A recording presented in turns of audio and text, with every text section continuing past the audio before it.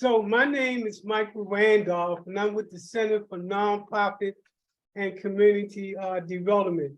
I'm also with the National Institute for Strategic and Tactical Planning. And what we do is work with nonprofits from around the country, in addition to internationally, and bringing them up to par in terms of operating that nonprofit. To date, we've worked with over 1,500 nonprofits in terms of providing them with different types of training. In addition to that, we provide assistance to nonprofits in 12 states in order to get them started as a nonprofit. What we do in terms of focus, there are 3 stages to working in nonprofit, and we work with the organization in each stage. The first is what we call phase 1. That's the legal and business compliance. This is when you do your articles, when you file your nonprofit status to become a nonprofit. The second thing we do is to work with nonprofit in stage 2. That has to do with human resource development. And that human resource development includes working with board training, starting on your strategic plan, and it also includes beginning to put together your employees training and descriptions of that. The final stage, and this is called the third phase, and this is called the advanced stage. This is when we work with organizations in terms of putting together program development, fund development, infrastructure, and public relationship. So there are 3 stages to a nonprofit. The first stage is the emergent phase. This is the legal stuff. Then the second is the intermediate. This is human resource. And the final stage is called organizational operation. Have a new nonprofit here who's doing some dynamic work. As you know, we spotlight nonprofits that we think is an up and coming next best thing.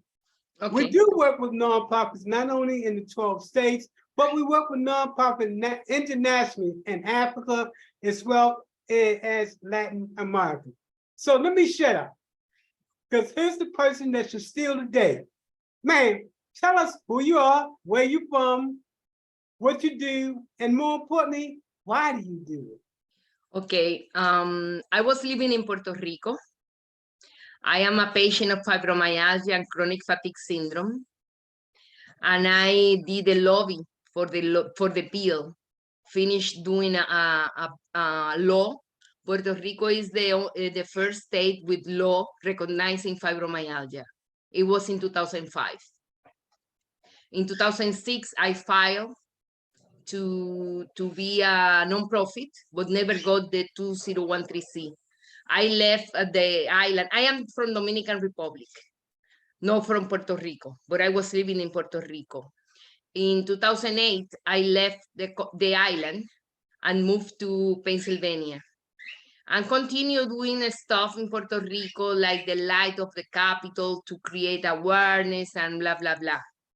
But that's when I met you, and you told me if you wanna, you need to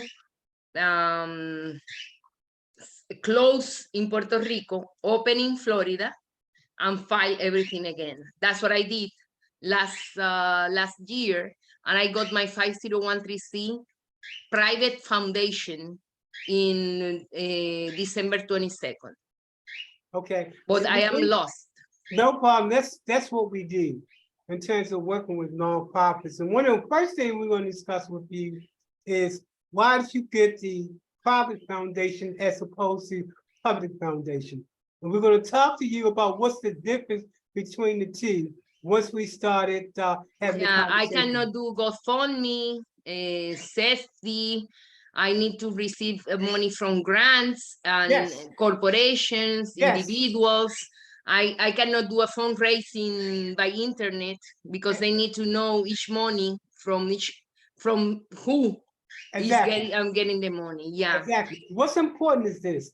Private foundations are those foundations that give out money.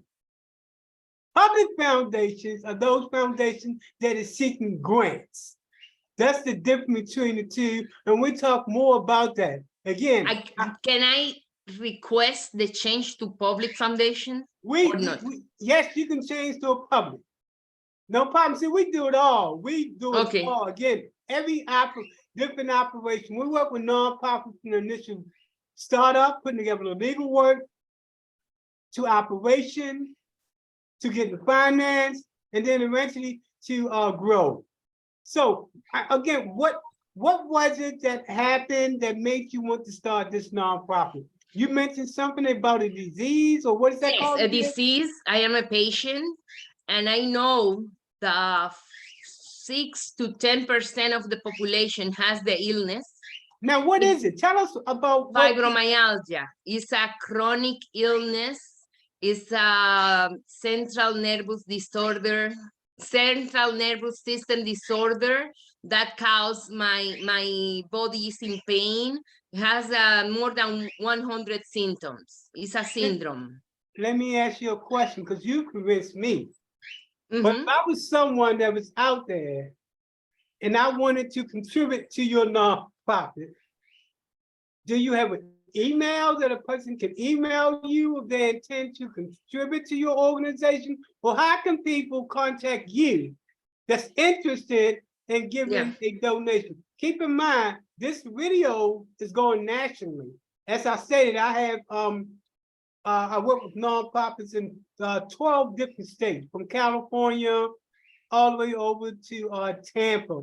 I am oriented to the Hispanic community to create awareness, advocacy, respect, recognition from the patients and families, because the family integration is very important, because it's chronically ill and handicapped invisible. Now, how can someone give a donation to your organization? Oh, right now doing a sale, info@mayo12.org. info@mayo12.org. Okay, repeat it again, because we want to make sure that you get the moolah, the money. So tell us again, what is that email? The email is info@mayo12.org. They can do sell, they can do PayPal. Excellent. So let's go into our next section, which is talking about taking your organization to the next level. I want to thank you for taking the time out to make this video, to let people know about what you do and why it is so important that we fund an organization like you. So again, thank you. Appreciate you. Talk with you on the other end when we talk about development. Yes, it's very important, because the problem is the lack of knowledge. They call us lazy. They call us names, because chronic fatigue syndrome, you cannot wake up from your bed and do the normal thing. So it's actually a stigma. It's a stigma. Yes. That's why I wanted you to come on and tell folks what you do and why you do it. Yes. No one can tell it like you. So I want to thank you, and we'll talk on the other side about development of your organization. Thank you.